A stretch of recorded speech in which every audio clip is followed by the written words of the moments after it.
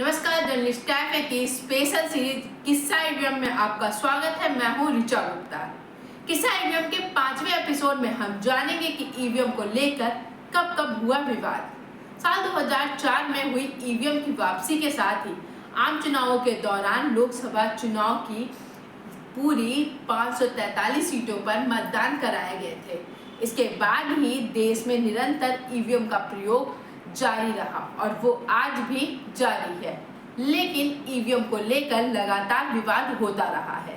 हर बार हुए चुनाव के मतदान के बाद ईवीएम द्वारा जारी किए जाने वाले परिणामों को लेकर सवाल खड़े करे जाते हैं। ऐसे में आइए जानते हैं कि ईवीएम को लेकर कब कब सवाल खड़े किए गए।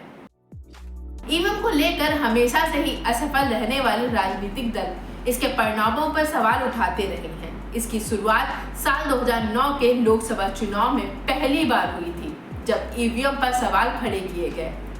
इसको लेकर भारतीय जनता पार्टी के उम्मीदवार लाल कृष्ण आडवाणी और तत्कालीन जनता पार्टी के अध्यक्ष सुब्रमण्यम स्वामी ने चुनाव के नतीजे में धांधली का आरोप लगाते हुए इसके बाद साल 2010 में जीवीएल नरसिम्हा राव ने ईवीएम पर सवाल खड़े किए थे। यह विवाद इतना बढ़ गया था कि इसको लेकर सुब्रमण्यम स्वामी सुप्रीम कोर्ट तक चले गए थे। इसके बाद ही उठे सवाल पर सुप्रीम कोर्ट द्वारा वीवीपैट का उपयोग के निर्देश जारी किए गए।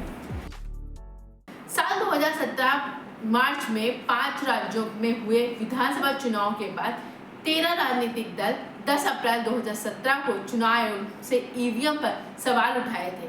इसके बावजूद यह प्रथा अभी भी जारी है। बहुत से राजनीतिक दल और उनके नेताओं ने बैलेट पेपर की जगह ईवीएम मशीन से चुनाव कराने की मांग की है। चुनाव आयोग ने कहा है कि देश के कई हाई कोर्ट ने भी ईवीएम को भरोसेमंद बताया है। साथ ही ईवीएम के पक्ष में हाई कोर्ट द्वारा दिए गए कुछ फैसलों को जब सुप्रीम कोर्ट ने चुनौती दी गई, तब सुप्रीम कोर्ट ने उन अपीलों को खारिज कर दिया। आज की कड़ी में इतना ही।